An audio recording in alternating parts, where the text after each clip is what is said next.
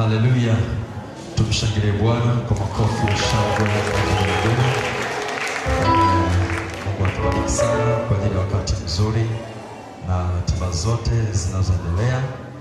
Na wakati huu sasa tunaingia ratiba nyingine ya utoaji wa sadaka. Niweze kutumia fursa hii kuweza kupatia utaratibu wa sadaka. Bwana Yesu asifiwe tena. Basi tutakuwa tuna awamu tatu za kutoa sadaka: awamu ya kwanza, awamu ya pili na awamu ya tatu. Awamu ya kwanza itakuwa sadaka za kawaida au sadaka ya ibada, na awamu ya pili itakuwa ni sadaka ya zaka, shukrani, sadaka kwa ajili ya ujenzi wa nyumba ya mchungaji, pamoja na sadaka kwa ajili ya mkutano wa Injili wa mwezi huu wa 8. Bwana Yesu asifiwe. Na awamu ya tatu itakuwa ni sadaka maalum inayotambulika kama sadaka ya maendeleo katika mpango mkakati wa kanisa letu la EAGT kwa miaka 15 ambao kwa sasa unajulikana kama dira ya kanisa. Bwana Yesu asifiwe. Hapo awali tulikuwa tunatambua kama bima, lakini sasa tunatambua kama dira ya kanisa. Kwa sadaka ya maendeleo tutaitoa awamu ya tatu. Mpangilio wa utoaji wa sadaka ni ule ule. Tunaanza na kolamu ya kwanza kina baba, tunafuata ya pili, tunaendelea hivyo hadi tunamalizia kwa kina mama. Kama umenielewa, tuweze kuja na mkono mbele. Amen. Basi Mungu akubariki na uweze kusimama hapo ulipo. Unaweza kusimama sasa hapo ulipo. Na unaweza kufumba macho na nitakwenda kuomba kwa ajili ya wakati huu. Tuombe. Asante Roho Mtakatifu kwa msaada wako. Asante Bwana kwa ajili ya upendo wako ambao Mungu unaonyesha katika mioyo yetu Bwana, kwa kuweka furaha ya ajabu Mungu. Asante Bwana kwa ajili ya ibada hii. Tazama ni wakati mwingine tena watoto wako Mfalme, tunakwenda kutolea sadaka kila mmoja kwa kadri ambavyo Bwana umemwandaa. Wakati unaokabidhi mikononi mwako, uweza wako na nguvu zako zikapate kuhusika katika ulimwengu wa roho na hata Bwana katika ulimwengu wa mwili. Kila mmoja akapate kutolea kwa upendo na furaha. Asante Roho Mtakatifu, maana utacheza na kuzidi. Ni kwa mamlaka ya jina la Yesu ninaomba na kushukuru. Amen. Amen. Amen. Tusimame wote, tusimame. Haleluya. Yes.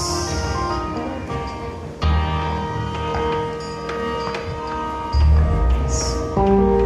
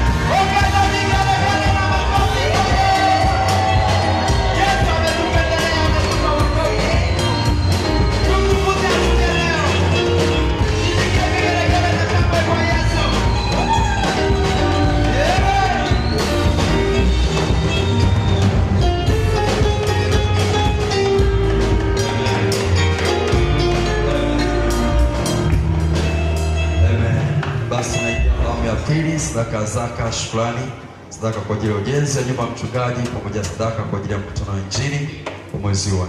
Karibuni na Mungu awabariki. Haleluya.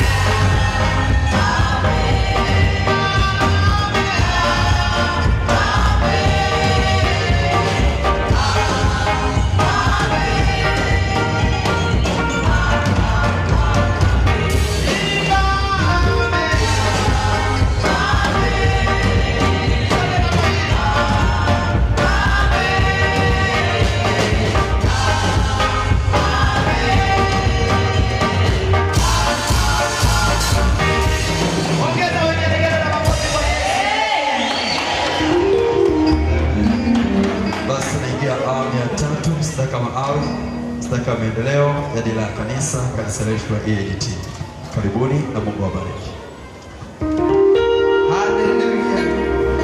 Katika kusifu wanafanya vitu katika maisha yetu. Kwa hiyo mtukuze Mungu kwa furaha na shangwe. Haleluya. Amen.